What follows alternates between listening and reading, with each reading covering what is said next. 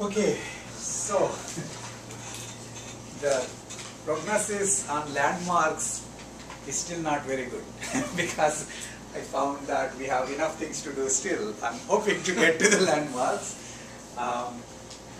but we need to talk about satisfiability encodings a little bit more, since we aren't there anyway, and since there are enough logic people here, I think it's a useful thing to do it. And then I'll also talk a little bit about using planning graph heuristics with respect to partial order planners, and then we will discuss landmark heuristics. I don't really have much to say other than the paper that you read, and we can talk a little bit, but that's about it. Okay. I did get, I think the answers for the survey are trickling in. The last I checked this morning, there were like, I think 5 or 6, maybe there are more now. So when I go back, I'll summarize and send them to you. And then we'll talk a little bit more about those as need be. Okay.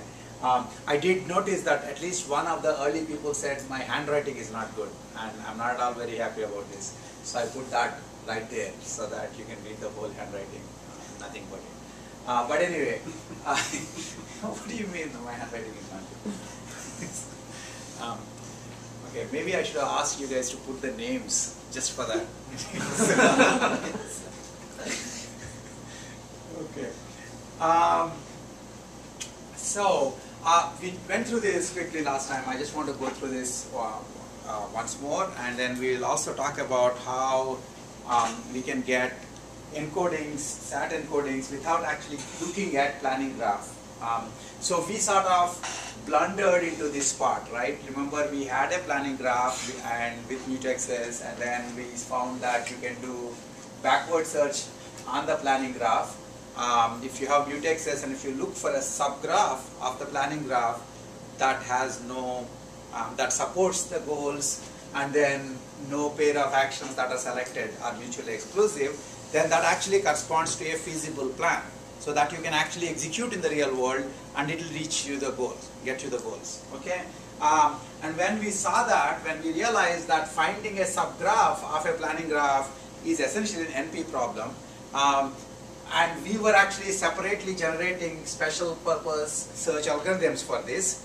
That's what I think I was talking about, like I don't know where, in one of the slides I showed you the search, this one.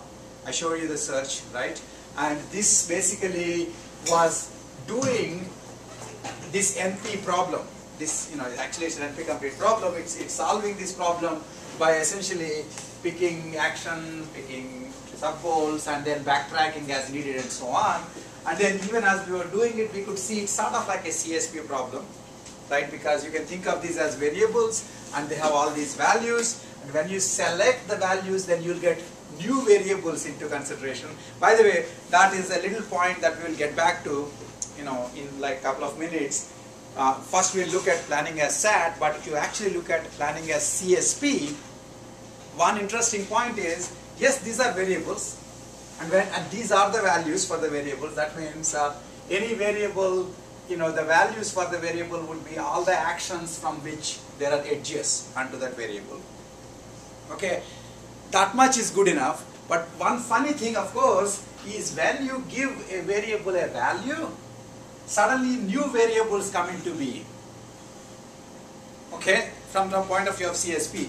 And originally, in fact, this has been called the dynamic CSP problem. So in a CSP problem where you start with a set of variables, and then when you give a variable a certain value, then additional variables become active.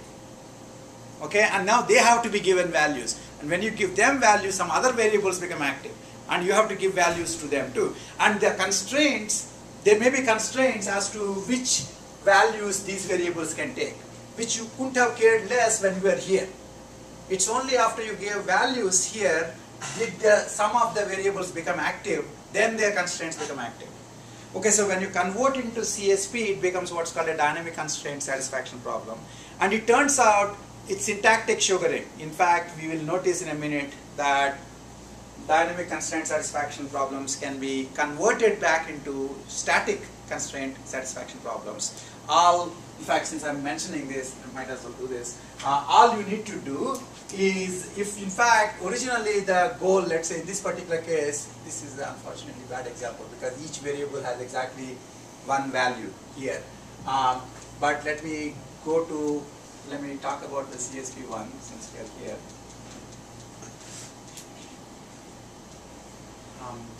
Okay. Actually, this is basically what I was trying to talk about, and I'll come back to SAT in a minute. So in this case, these will be variables, initial variables, and any action from which you have links to it, those would be their values. Okay, and the only problem is when a variable is given a value as one of the actions, then certain other variables become active. To capture that notion of becoming active, what you would do is you'll start with the original CSP problem, and for every variable you will introduce a null value into its domain. Okay, and the null value has the property that you can always take null value and you will not get into anybody else's, so that means there are no constraints over you having null value and somebody having null value. Okay, the only thing, of course, a null value then, if a variable has a null value, that means it's in some sense inactive. It doesn't need a real value.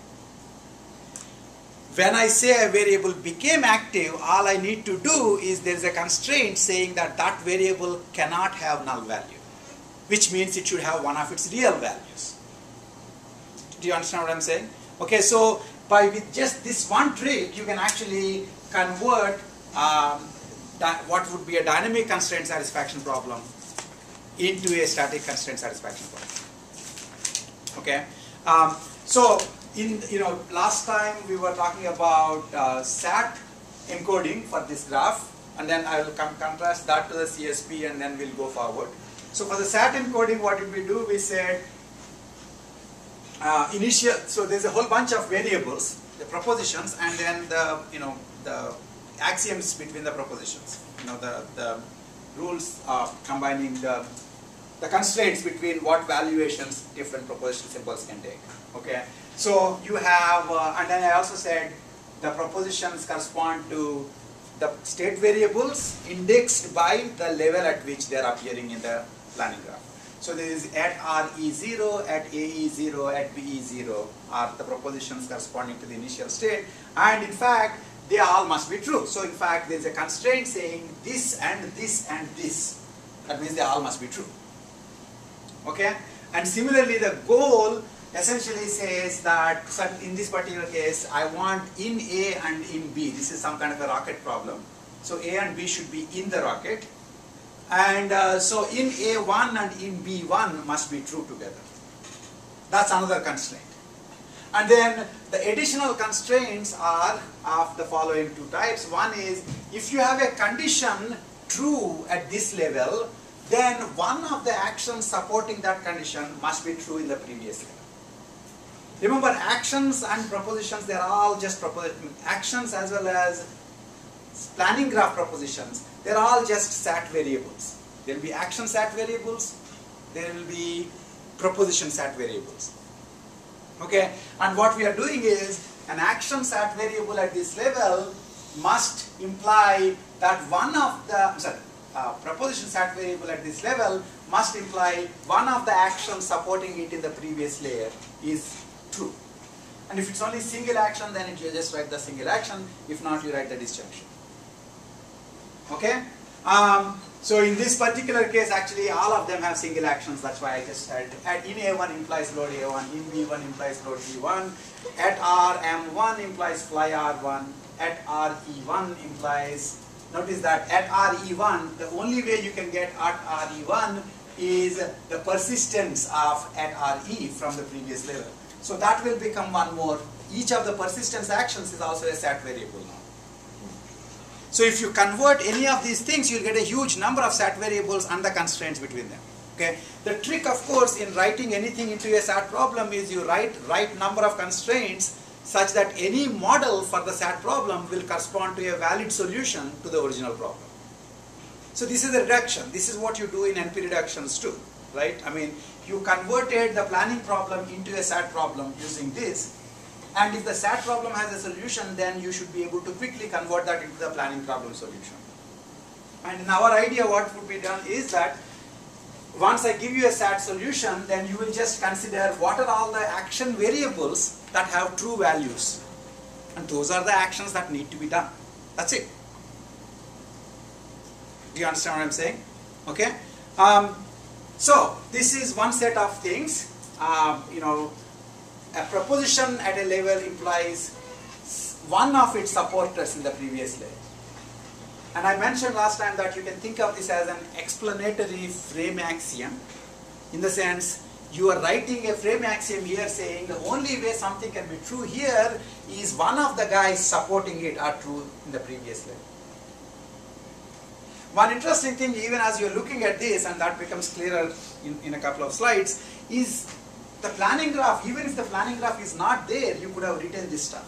Just by looking at the library actions, you could have written, if something has to be true, if I have a domain which says, here are my actions, A1 can give P, A2 can give P, right? Then basically, if I need P to be true in some level I know that it has to be given by either A1 or A2 or persist. So I can always just, even without planning graph, I could have put this as the disjunction. What is the planning graph giving you? A, of course, is they're all in front of you. And B, actually it's possible that in the planning graph, A2 doesn't occur in this layer. So in some sense, it is actually simplifying the disjunction.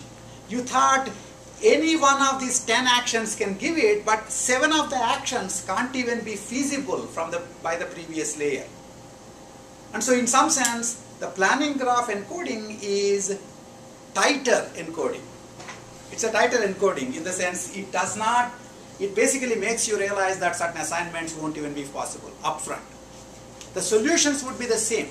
Both of them will have the same solutions. A valid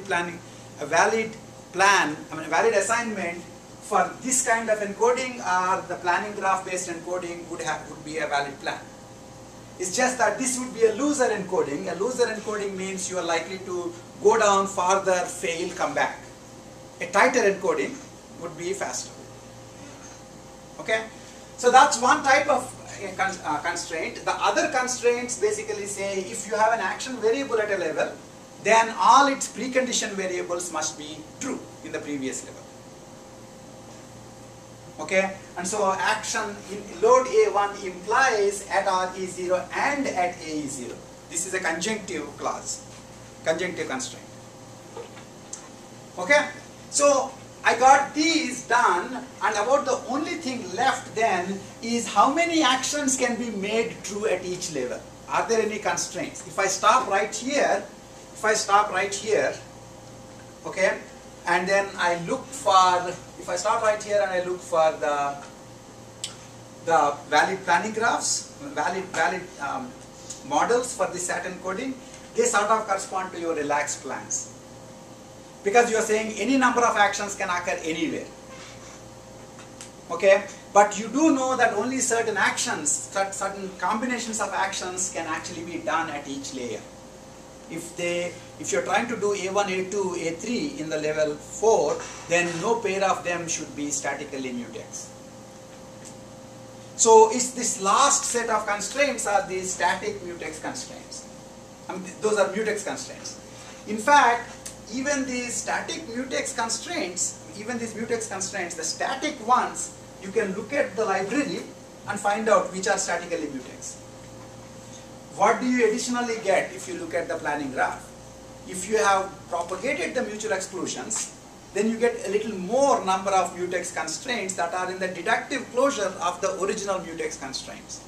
So in some sense, this actually makes it very clear to you from, if you remember CSP, that mutex propagation is essentially just a constraint propagation procedure. It just increases the K consistency of the problem, the level of consistency of the problem. And when you increase the level of consistency of CSP problem, you are making it tighter. Okay? So, now the interesting thing is, this is actually the, this particular SAT encoding is the later one that people tried. Originally what they would try is that they would just essentially consider every possible way of proving the correctness of a plan, and for each way of proving the correctness of a plan you can set up an encoding. And in a minute we'll show that this particular encoding is a tighter version of proving the correctness of a plan by back chaining or the regression based proof. Okay, the only difference really is that it can be tighter because if you did the mutex propagation, then basically there will be more constraints, and similarly the loser disjunctions become tighter. That means there will be more constraints again. And if I can add more constraints without removing any solutions, I should do so, because that improves the speed of solving of the CSV problem. Do you understand what I'm saying? Okay. When I'm not changing, so in fact what happens is when I put a little constraint somewhere down, so for example, I mean, you probably understand this, but suppose I were to just give you one constraint, it's a very easy course, by the end you should do well in the course, and then I will decide your grade. So you would be thinking every day you wake up, I have really nothing to do for 571, it's only by the end, and end is very, very far away, okay? And then basically if you start actually doing search in your head as to whether waking up like 10:30 in the morning every day from now until the end of the semester, would that still be fine? You would go all the way down and you might find that that would be inconsistent. You would actually fail the course. So then you will start backtracking and looking for a different assignment of your times during the semester. Okay, when people tell you the ABD, Albert dissertation, which some of you guys are, essentially everything is fine, you don't have to show up, you don't have to come to the classes, you just have to do a good dissertation. And that's like one constraint. And what you had in your high school and grade school is that constraint has been split back into this week thou shalt do the following homeworks. Next week you should do the following. Next week you should do the following. By the end you would be done. So somebody else other than you, your teacher, was doing the constraint propagation. And you used to not like the teacher because, why are they making me, why are they structuring the course so much? I need the freedom. And to some extent, if the same constraint, given that end constraint, it turns out that the solutions are the same. It's just that you can get the solutions faster by propagating the consequences of that constraint upstream. That's what mutex propagation does. That's what planning graph construction does for you. Okay? You understand that? And so you can give this entire SAT encoding now to a SAT solver and it will solve the problem, and it will basically give you a model for this encoding, and that will correspond to a solution. One question that I wrote for myself here is, will we get non-minimal plans? What does non-minimal mean?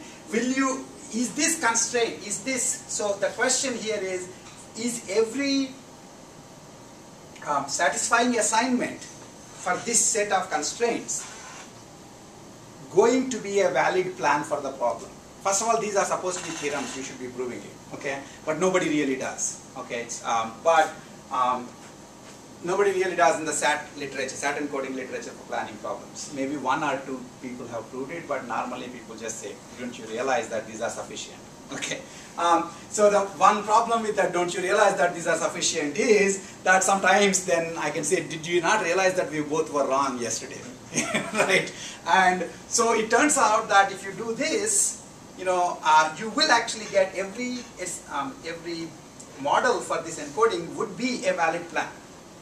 But the other question is, would it be a minimal plan? Would it have possibly, for example, redundant actions in the plan? And what happens is that you notice that the only constraint for making an action true is that somebody is, requires to be true here, so this action must be true. That's all. But then the action also can be true just because it feels like it. And if it does become true, then all it needs to do is its preconditions must be true. Do you understand what I'm saying? So this set of constraints will allow you, for example, to do all sorts of additional actions in the middle layer which were not needed because they are not actually supporting any goal in the next layer. Because, see, I noticed that I wrote it this way. For every condition that needs to be true here, one of its supporters must be true here. But to make sure that there is minimality, I need to write another constraint saying for everybody who is, every action which is true, at least one guy who is supporting should be required to be true in the next layer. If not, actions can become true in this layer, and of course the constraints only make sure that their preconditions are also true in the previous layer, which will give actually an interesting reason for some more actions to become true in the previous layer. So one of the interesting things that happened actually is when you make a SAT encoding like this, and this black box is a planner, which actually all it did was it would do graph plan, take the planning graph, convert it into SAT, solve it using a SAT solver. And it was doing much faster at that time than solving it using actual graph plan search. And remember, these are again bounded length solutions. Okay, so if you don't find the plan in the given bound, you increase the bound and search again, and generate a new encoding and search again.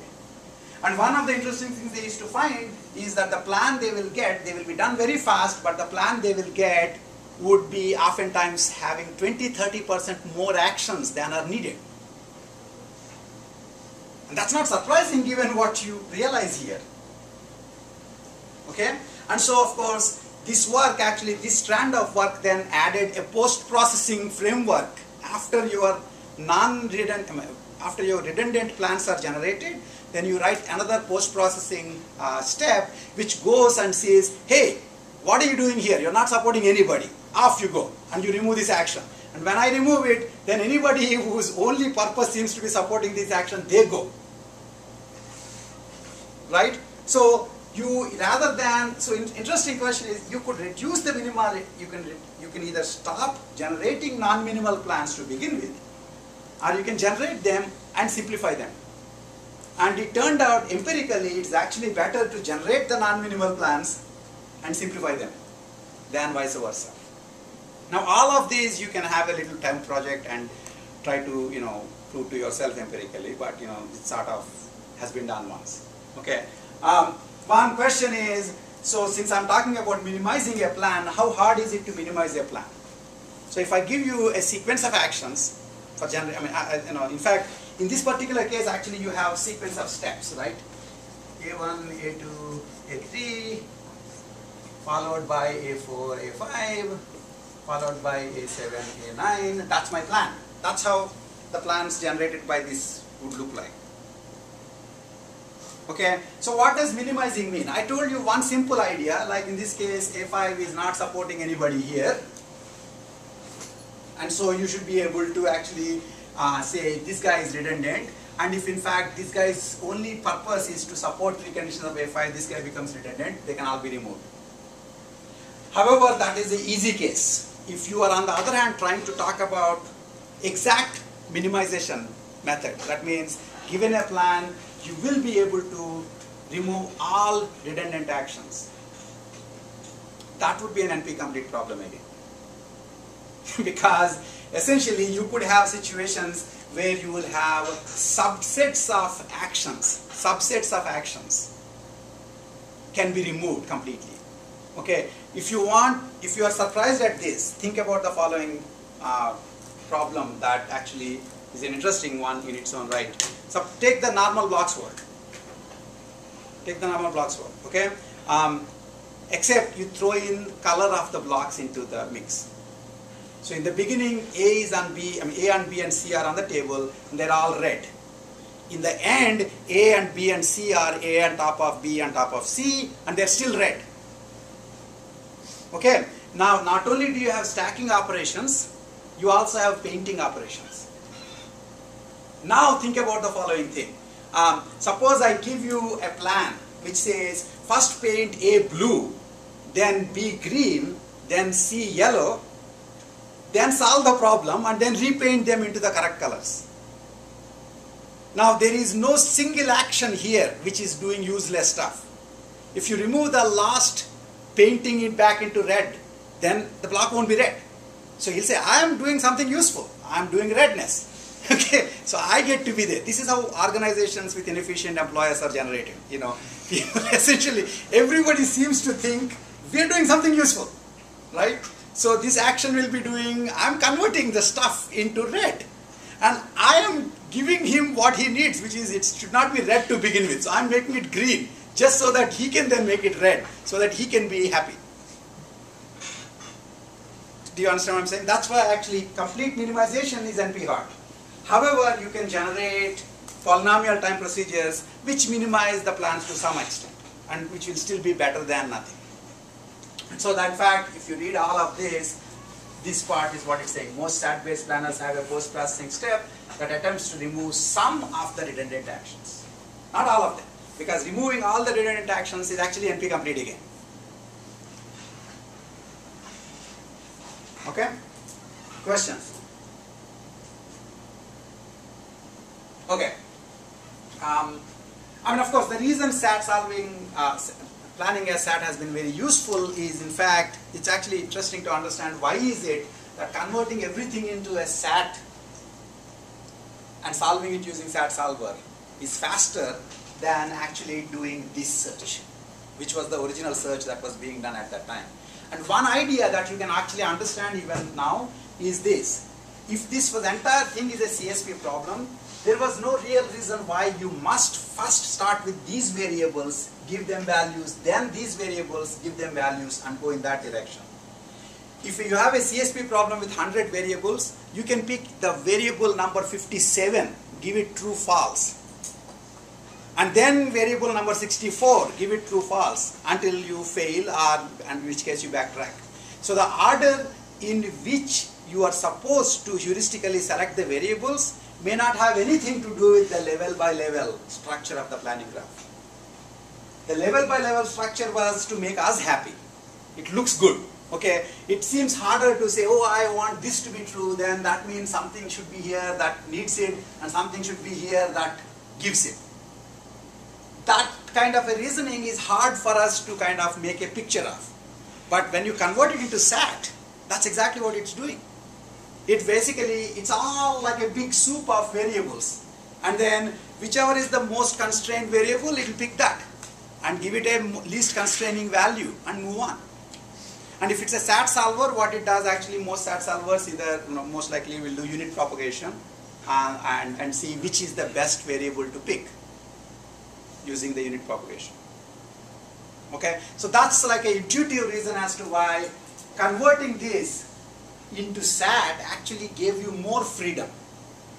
And in fact, there were people who said, if in fact converting it into SAT is giving you more freedom, it should then mean that there is also an approach here which would work just as well. And so there are papers on searching over planning graphs which start in the middle and go both directions. So non-directional search on the planning graph. So that sort of is being done without you having to do anything when you convert it into SAT.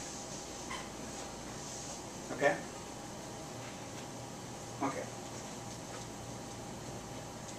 Now let me also talk about compilation into CSP because it turns out that once it's an NP-complete problem, you can compile it into any of your substrates, and you can do it into SAT, you can do it into CSP, you can do it into IP, and all three have been done. Okay, IP being integer programming. Okay, and they have slightly differing trade-offs. But let me at least mention the CSP one because we mentioned it in the beginning of the class. The only difference in the case of CSP is they don't have to be Boolean variables. They are actually multi-valued variables now. Right? And because they are multi-valued variables, then these will become variables and the actions will become values. In SAT, everything is a proposition, which will be true or false. Okay? In CSP, propositions in the planning graph will be the CSP variables. Actions in the planning graph would be CSP values. Okay? And as I said, the only constraints are the mutual exclusion constraints. saying, for example, it's not allowed to give load A1 as the value for the variable in A1 and at the same time give fly R1 as the value to at RM1. That's not allowed. So that's a mutual exclusion constraint. Okay? And the only other interesting thing is this activation. That means if you were to give this variable this value, then certain other variables become active. To do that, all I need to do is upfront I'll assume that for every variable I add an extra value called null value. Null value or inactive value. Okay? And in the beginning, everybody can be, basically anybody can just be inactive unless forced to wake up. When they're forced to be active, then they must take one of the non-inactive values. That means they became active now. They need to take one of their real values. Okay? So the interesting thing is the activation constraints basically say if it is the case, from the beginning, the only variables that must be active are the goal variables. Because, you can't say, I need certain variables. In A1 and in B1 variables must be true in the final state, right? So you can't just, I can't just say they will be inactive too. You actually have to be active. You need to find some action that's giving them. So up front I will start by putting these two constraints. The goal variables must be inactive. Okay? And the requirement to be not inactive propagates. Okay, so originally only the goal variables must be not inactive, and that means they must be active. Okay, and if you were to give for in A1 the value load A1, then its preconditions no longer can be inactive. They have to become active. That means they need real actions to support them. Okay, so this just directly converts the original problem into a CSP problem, and if you have a CSP solver, you can solve it. And an interesting thing is when SAT solving came out, as I mentioned last time, all SAT solvers assume declarative or explicit encodings. The entire encoding is actually written out.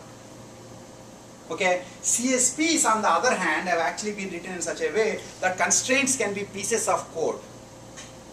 Okay, and you take your current assignment and submit to a piece of code, it says yes or no. Yes means you can continue, I'm still happy.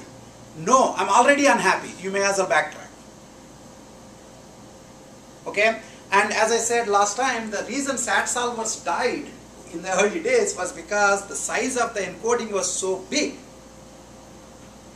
that just generating the encoding and writing it into the memory, you're running out of memory. That would not be a problem for CSP encodings because they can actually write many of these constraints as procedural constraints. Okay, and so in the beginning, when actually the one interesting thing is the CSP encoding was done by a student at ASU, back in 2000, I believe. So much so that actually last year he got the most influential paper award, runner-up, because 10 years have passed. And so back in 2000, a student actually did this window, and he was able to show that the CSP solvers were much faster than at that time's very best SAT solvers on the SAT encoding, which is kind of nice. However, unfortunately, it's also the case that SAT solving people don't sleep, whereas CSP solving people sleep quite often, and IP solvers people don't wake up. And with all due respect, because they just assume iLog will tell us when the next generation solver comes. SAT solving people are like busy beavers. They're just coming up with better and better solvers every day. Okay, and CSP solving people once in a while, maybe every 3 years, maybe you'll do a slightly better solver. So in some sense, despite the fact that at that time CSP solving was winning over SAT solving, and in fact all the reasons for its winning are still holding true today, the memory requirements have slackened. First of all, we have much more memories right now. And secondly, the solvers have become much faster in SAT. So there is still a lot more work right now in SAT compilation than CSP compilation. So if you are betting on substrates, you should bet on the substrates who don't sleep. right? Because if you are betting on somebody who is just as lazy as you are, I mean, remember, you're compiling because you are a lazy bum. You don't want to solve your own problem. You want somebody else to solve it. Then you should at least be smart enough to bet on people who are much more hardworking than you are. And unfortunately, CSP guys tend not to generate very good solvers every day. SAT, on the other hand, does. And that's just the reality right now. Okay, there is no theoretical reason why that must be true. In fact, there are lots of theoretical reasons as to why CSP solvers should do way better than SAT solvers. But somebody has to sit down and write good solvers, and that doesn't happen as much. Okay, so that's about the story about CSP compilation. Is there any questions on this stuff? Okay, the only thing is, in fact, the connection between this CSP and the SAT is not that far away from if I were to give you a CSP encoding. Suppose if I were to give you a CSP problem, you can always convert it into a SAT problem. Okay, so for example, I have a CSP problem which basically says here is variable v1, it can take values 1, 2, 3, variable v2, it can take values 1 dash, 2 dash, 3 dash. Okay, then the SAT variables will be v1 is 1, v1 is 2, v1 is 3. Okay, and then the constraints would then be written in terms of these propositions rather than in terms of the values. Okay, the interesting thing actually is sort of an ironic thing is in the planning literature you have seen that people are given propositional representations. At least the current day planners spend time trying to look for multi-valued representations. That's the SAS representation that you read in the landmarks problem and so on. Because the multi-valued representations, one of the advantages for multi-valued representations is when I write it like this, I already know that V1 can only be 1 or 2 or 3. If it is 1, it's no longer 2 or 3. If it is 2, then it's not 1, it's not 3. Whereas if I write it this way, then I need to add that knowledge separately. Because there is no obvious reason as to why V1 1 and V1 2 cannot be true at the same time. If you don't want them to be true at the same time, you need to add that as an extra condition. Okay. So anyway, so there is that ironic thing in the sense that people actually convert the Boolean representation, and this is, if you're following what I'm just about to say, I'm impressed. Okay, because it's like a two-layer loop. They start with Boolean representations, take SAS from that, SAS encoding from that, which means they're converting into sort of like a multi-valued, a CSP style representation. Then they generate something equivalent to a planning graph for multi-valued state variables. And then if they were actually doing bounded length planning, they convert it into SAT. Did you understand what I'm saying? So because the SAT solvers are faster. This should not be surprising because you might write your program in the highest level language, but in the end, you convert it into ugly Intel assembly language because that's what everybody is using right now. Whether you like assembly language or not, when the end, that's the one for which there are fast engines. That's what you're going to convert it. Okay? And so they have relative advantages, and if you can understand why the different steps are being done, then you really got something out of this series of experiments, I think. Okay. Any questions on these two things till now? Okay, so what I'm going to do now is also tell you that there is no real reason as to why SAT encodings must come from planning graphs alone. Okay, that's how it happened in this class, and to make you happy, it turns out that actually one of the best SAT encodings was corresponding to just converting the planning graph directly into SAT. But originally, 10 years back when both GraphPlan and SAT were competing, SAT were basically looking for any kind of an encoding. This is not surprising again for people who do, for example, integer programming, formulations of a problem. There can be multiple ways of encoding a problem into an IP program, right? And then you actually talk about which encoding is better. For example, you would say this encoding is tighter because it's its actual linear relaxation comes closer to the integer values, for example. Okay, this kind of an issue is not surprising at all for people in OR. Anytime I say IP, I look at him because he actually is from industrial engineering and knows IP. Some other people probably know it too, and you should know it. But the interesting thing is the question of if there are 8 different ways of converting a problem into SAT encoding, which is better? That hasn't received much attention in SAT community before.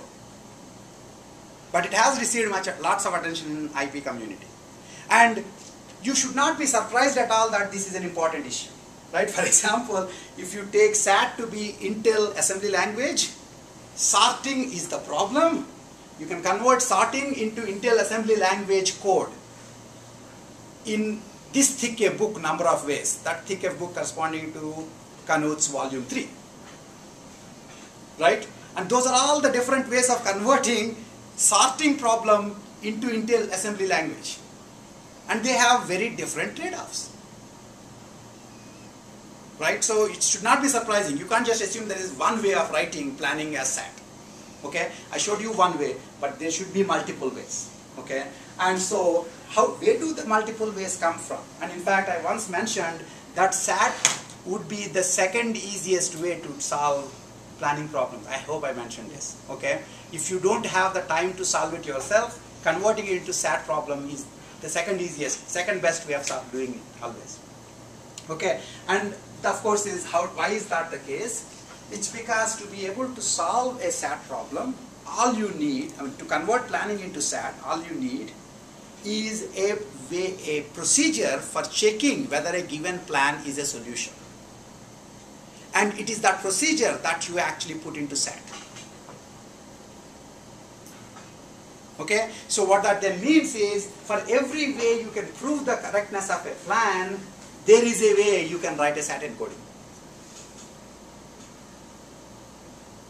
Do you understand what I'm saying? And not surprisingly, this is actually true for sorting too. For every way you can show that a particular sequence is sorted, there is an algorithm that exploits that way of checking the sortedness and makes a sorting algorithm. Okay? Proofs of correctness can essentially be used to set up the encodings. Now, what does that mean? Suppose I was saying I'm looking to see if there is a k-length solution for a planning problem. Suppose in this domain I have a total of n actions, a1 to an. That's it. So now if there are k steps, then in each step some subset of these actions must be done. Right? So up front I know that the first step would be either a1 or a2 or etc. an, some subset of these. Second step, again. Third step, fourth step. Kth step. Okay? I already have my upper bound as to some subsets from here, here, here would correspond to a plan. Now if I pick some subsets from here, here, here and I give it to you, can you check whether it's a plan or not? That's where the proof comes. And you will essentially put enough constraints to say that the set of subsets I gave you would correspond to a plan. Okay? And there are obviously at least 3 ways of showing that a plan is correct. There may be many more, there are at least 3 ways. One is forward, progression-based proof. Another is regression-based proof. The third is causal link-based proof. Not surprisingly, there are at least 3 fundamentally different SAT encodings for planning problems. One is progression or forward encoding. Another is regression or backward encoding. And the third is causal encoding. Okay, and they've all been tried. Okay, and I just want to show you what they would look like. Here is a reasonably busy slide. Notice, the point of this is to say, think of these encodings essentially in terms of their commonalities rather than their differences. Okay, they all just differ only in terms of how they prove the correctness. They all start with this as their background structure. Okay, so for example, encodings based on the state-based proofs will require for the SAT propositions the initial conditions and the goals and the actions, all of them are propositions now. And they will start by saying initial conditions must be true in the initial layer and the final conditions must be true in the final layer. Okay, and then in the case of forward, and you do know that you don't want to have a step where nothing was selected. That way, and actually a plan of length 1 might look like a plan of length 100 because you picked one action and then said do nothing, do nothing, do nothing, do nothing, do nothing, k minus 1 times. Right? Okay? So a minimum extra condition is at least one of the actions at each level must occur. At least one. Which means this disjunction has to hold. Okay? And then actions imply their preconditions and effects. So if you put an action in, okay, then its effects definitely hold in the next layer and its preconditions must have held in the previous layer. Otherwise the action cannot be true. Okay? This much both these encodings use. And then after this you then go into two different encodings. This encoding, which is the original encoding that SATPlan tried, the very first one that people tried, essentially says, basically the real question is how to relate the truth of a proposition at one layer to its truth in the next layer. Which those of you from Chitta's group would say is frame axioms. The question is how do you write the frame axioms? That's what is the difference. Okay? In the case of forward search, essentially what you do is you would say a proposition P, I mean you think in terms of going forward, how does the truth persist? That's what you write, the rules about.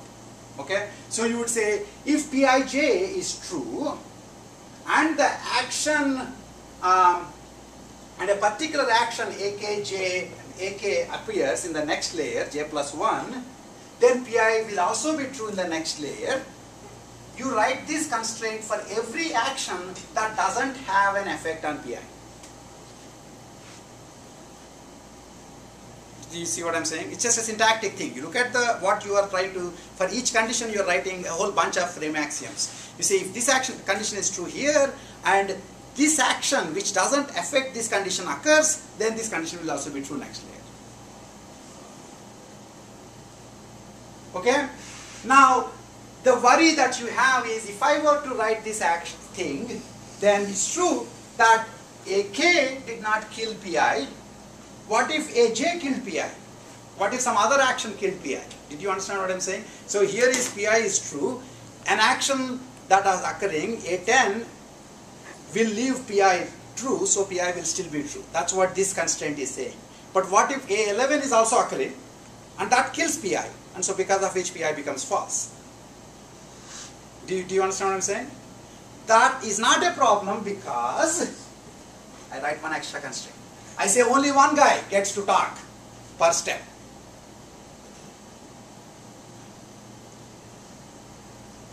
Do you understand what I'm saying? This is a very strong point because in essence forward encodings will wind up getting plans which are sequential in nature.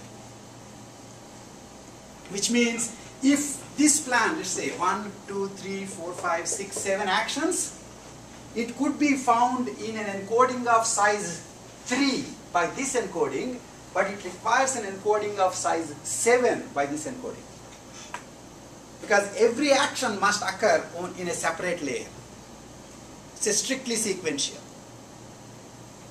Now, if you are not completely lost by now, you should be asking yourself, why can't I change this somehow so that I don't need this silly condition? This condition is making everybody be an enemy of everybody else. What you really would like to say is only those guys who can't really get along shouldn't get along. But anybody else can appear. To do that, I need to consider proposition and a subset of actions appearing, leaving the proposition to other side. And you need to then write this. Currently you are writing this, if there are 10 propositions and 20 actions, you are writing how many of these? 200 of these. If you have 10 propositions and 20 actions, and if you want to do my other thing, which is subsets, then you will write 10 times 2 power 20 subsets. So you will kill yourself by increasing the number of constraints. Okay? So the original forward encoding assumed that, basically imposed this constraint that no two actions, whether they are interfering or not, no two actions can appear together. This is like the serial planning graph that I mentioned earlier. So no two real actions can occur together. Okay? And so this is one way of encoding, and the problem, of course, as I said, is in this encoding, this plan would be found with a 7-length encoding. And as the size of the encoding increases, the number of variables increase. And if you want to keep the encoding size to be 3, then the number of constraints will increase. You pick which is better. Couch and Selman picked keeping the number of constraints smaller. Okay? On the other side, this side, you would say, so this is actually proving it in the forward way, because as you are progressing, you need to see whether or not conditions that are true here will be true here. And then you are computing the final goal state that way, and then you will check whether or not that is true. If you do it in the backward direction, then what you are saying is, if pi is true in the is not true in the jth level, and became true in the j plus 1th level, that means it flipped from not being true to becoming true, then somebody made it true. Okay? So I'll just say, if it is the case, I need explanation. Why did this happen? Why did pi go from being not true to being true? It must have been because in the previous layer, somebody just made pi true. And there are only so many guys who can make pi true. So some disjunction of them has occurred. So I would write, if pi is not true in the jth level and it became true in the j plus 1th level, it means some subset of a1 to am, where a1 to am, they all add pi. They have occurred. One of them at least has occurred.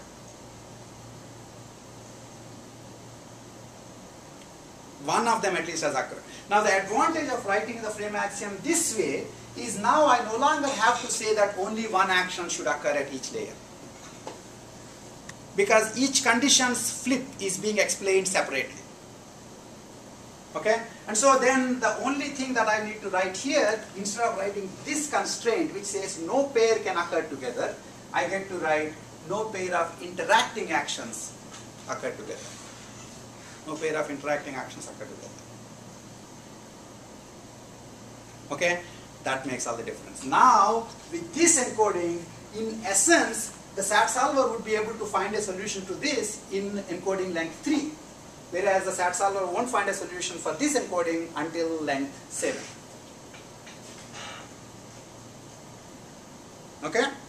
Now, if you look at this encoding, this is basically extremely close to what graph plan encoding is. The only additional thing is, instead of saying it was not true before and became true, you just say if it is true in this layer, then either it was true before, which is the persist action, or one of the guys made it true, which is the non-persist actions that are supporting this condition. So that's all that part, basically this part just, you don't have to say not true before, you just have to say the persist action appears. Okay, that's one part. The second part is, rather than just say no pair of interacting actions must occur together, where the interaction is defined statically, you actually write the interaction for any propagated mutexes also. Which are essentially starting from here, and if you do a bunch of constraint propagation, you will find all the graph plan mutexes. It turns out, however, that the standard constraint propagation algorithms on SAT don't give the graph plan mutex ones. You need a specialized constraint propagation algorithm just to get those. Okay? So since they already are done, you can add those also. And that improves the tightness of the encoding significantly, and you're able to solve much larger problems in the same time. Okay, so all I did right now essentially is I tried to say that it's not that SAT is somehow connected to graph plan, it is that I came to SAT encodings through graph plan, but I could have come through it in terms of proof methods. This will generalize. When you start doing conditional planning, you can say, if I give you a conditional plan, how do you prove its correctness? if I give you conformant plans, all of which I didn't necessarily define, I'll define at some point of time. And if you want to generate a SAT solver for conformant plans, first you will need to know if it comes and bites you, can you say whether it's correct or not?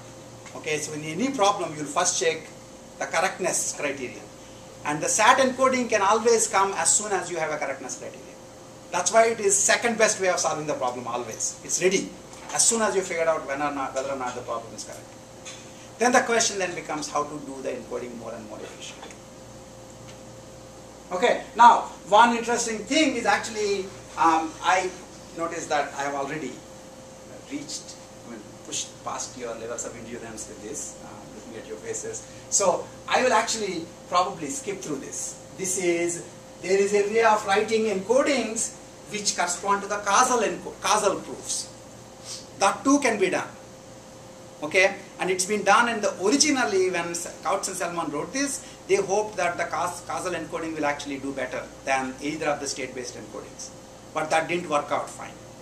And in fact, I think another student from here actually showed that it should not be surprising that that encoding doesn't do any better than the other encodings in terms of size. That the usual way you compare, the hardness of two programs in software engineering is the number of lines of code, right? Which all of us will snicker at, saying, it's like the dumb guy's way of comparing. But if you are comparing two SAT encodings, one way you can talk about which will be easier to solve before you actually solve is the number of variables, number of classes.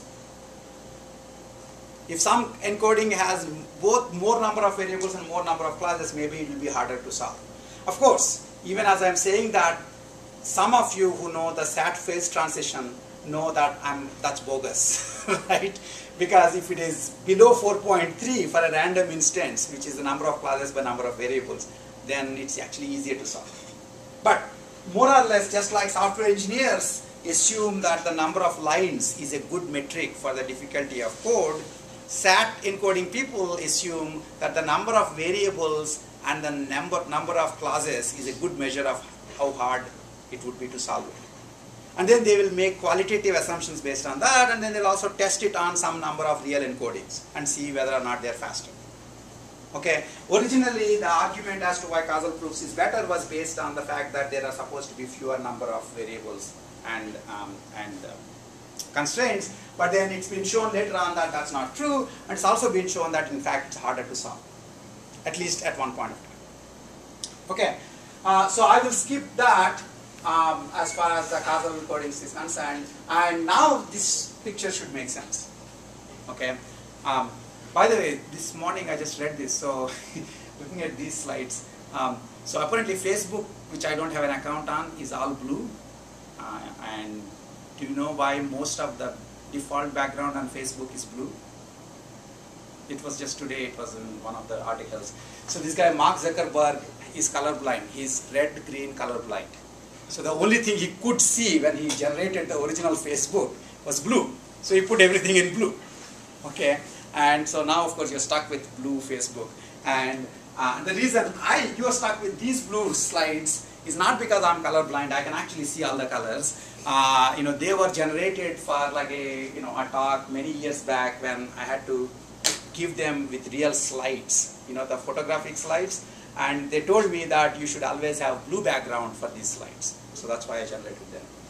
So there is a historic reason. I like this because actually more light and people wake up. So this is the big picture of all the ideas that we talked about in the last several minutes as well as last class.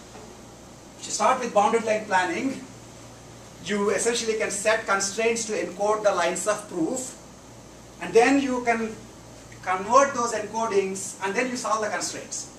Okay? Now when you are setting constraints to encode the lines of proof, for planning you can do forward proof lines, backward proof lines, or causal proof lines. Okay? And then you have to solve the constraints. When you're solving the constraints, these are just constraints. These are they're not representation dependent. Okay? They can be converted into SAT clauses or CSP constraints or IP constraints. And then you can use your favorite solver based on which one you convert it into. Okay? So then you can have papers on SAT solving for planning, planning as satisfiability, planning as CSP, planning as integer programming. All three papers exist, and multiple follow-ups on those things also exist. Okay, and then if you have constraints, when you're trying to solve constraints, any constraint problem, one way you can speed up the eventual solution is to do propagation. So essentially, you would actually try to prove to yourself whether you can, given the current constraints, if you can show that the current constraints will entail false, then you don't need to do the problem. The problem won't have a solution. If you can't, then you will do some decision in one branch, and then you again do constraint propagation to see if you can die right there. If so, you can get out. In solving CSP problems, proving that they can't be solved is just as useful as showing the solution. Right? Constraint propagation essentially computes the constraints that are in the deductive closure of the original set of constraints. Now, if you are into constraint propagation, what kinds of propagation techniques are useful? It turns out if you know the CSP literature, there is a general way of talking about level of consistency of a CSP called the K consistency of a CSP problem. And you can actually show that mutex propagation gets directed partial 3 consistency for the underlying CSP problem. Directed partial 3 consistency. Okay? But if this would make only sense to you if you remember what either you know or remember, or you will go back and read what K consistency is. Okay? So this is really, mutex propagation is just a constraint propagation method. Okay? Now, if you were to do constraints, you put a mutex propagation, and from here you take backward proof, then you get the graph plan algorithm. Then you get the graph plan algorithm with the planning graph. Once you have the planning graph, you can directly you can write what is planning as finding the valid subgraph of the planning graph, which can be solved back into this way, either SAT or CSP or ILP, or can be solved by direct search on the planning graph. And the one that I showed you last class was level by level backward search. There have been many other approaches that were tried, including local search on the planning graph, where you pick a subgraph, see if it's already right. If not, then you remove some edges, add some edges, and see if it becomes right now. If not, do the same thing, and it's hill climbing your way to solution.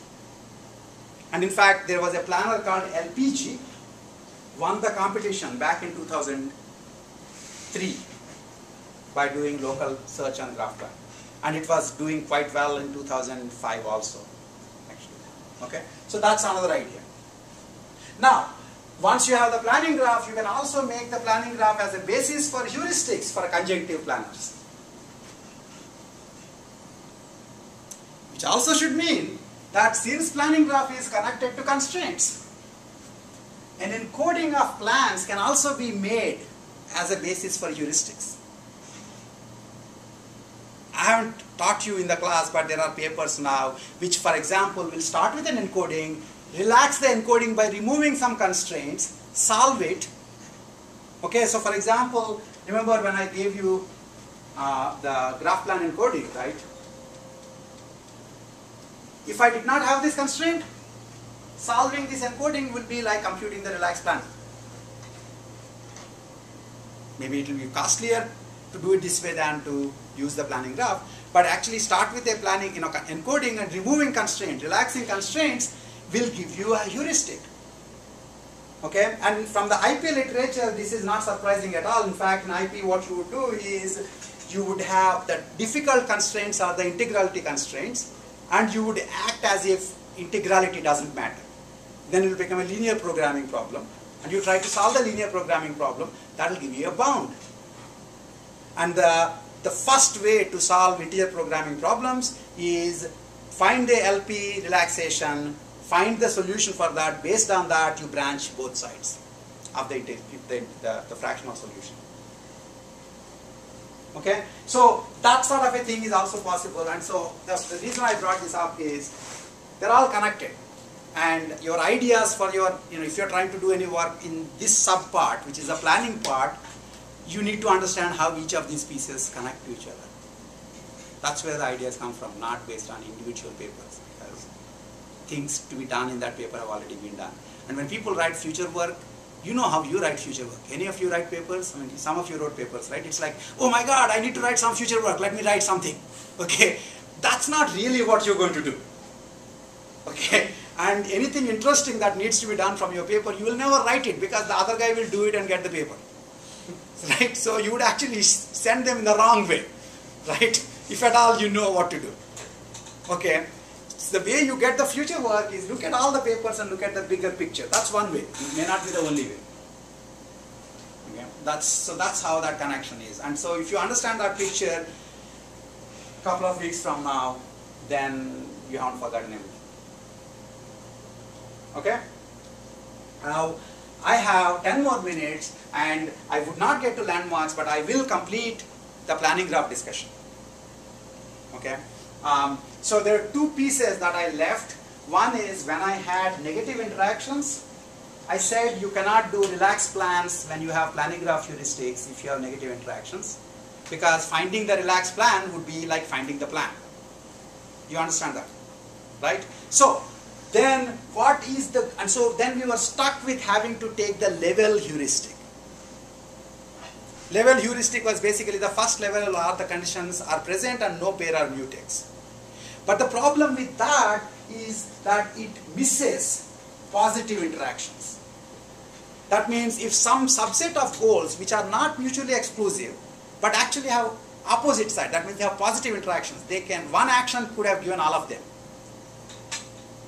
Okay, you could be missing the positive and positive interactions, and some things actually have positive interactions, some have to be independently computed, and you don't count the number of actions, you're only looking at the level.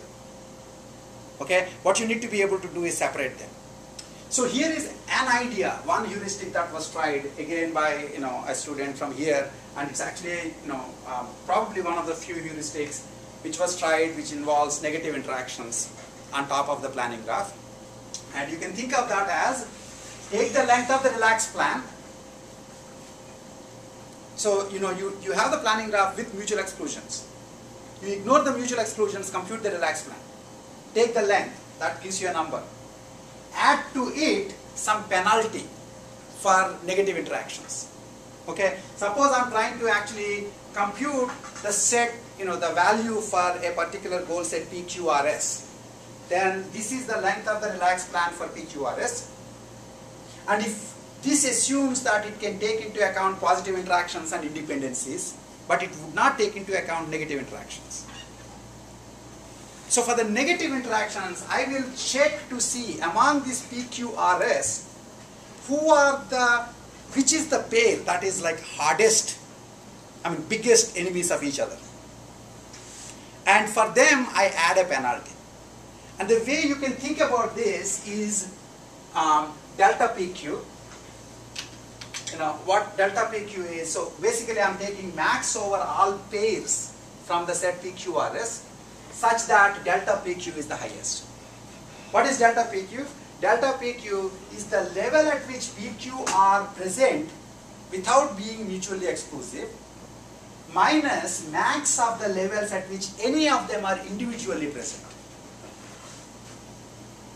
Now, if there is no mutual exclusions, this and this would be the same. If you are still alive and awake, you would realize these two will be the same if they have no mutual exclusions. This is what I said earlier, that there is no difference between level heuristic and max heuristic for no negative interactions case. But when there is negative interactions, level heuristic is different from max heuristic. And the length at which they differ, the amount of difference is can be made to be correlated, is correlated with the amount of negative interaction. So what we are doing now is we are taking level of PQ minus maximum level of P and Q, and that number is added to this. That will always be a positive number, it's 0 or more, and you add that to the top one. That way you increase the value of the level. And this paper by Xuanlang Nguyen on extracting planning graph heuristics, that the textbook also talks about that. That paper has a whole bunch of these kinds of ideas. This is one idea that works quite well, so I just mentioned that. It's not so much that this is the very best idea in the world, but I'm giving you an idea as to how to combine positive and negative interactions at the heuristic. Because the obvious idea of looking for a relaxed plan won't work. Because relaxed plan is already NP hard, and if you have mutual exclusions. So I ignore them and get the relaxed plan, and then I add a penalty. And this is, we call this, I think, adjusted sum heuristic. Okay, so that's one idea. One point I wanted to make. And the last one in the last 5 minutes is another, actually, in fact, this was by a student from here called Shun Lan, who is now on the faculty. Then later on he went on and did some statistics stuff, and he's in a faculty in statistics in Michigan right now. And then he also did this other piece, which is also neat, so I should mention it to you, which is partial order planners were conspicuous by their absence since the time I told you how to do search with them, right? After that, I was only talking about how to use heuristics for progression and regression planners. All the holy wars were only between progression and regression planners. What happened to the partial order planners? Okay, so it turns out that in fact these heuristics can be used for partial order planners, and part of this argument I already made to you long back. The issue is, if you have a partially ordered plan, it will have a bunch of open conditions and a bunch of unsafe links. Now, if you have a particular partially ordered plan in the search queue, you want to see how hard would it be to make it complete, right? And one way is to look at the set of open conditions it has and see how hard is it to generally, achieve all those open conditions. Now, the problem is open conditions for this particular plan. Let's say this is a partial plan for the one in blue. It requires P here, it requires Q here, and it requires R here. Those are the open conditions. But Q and R are both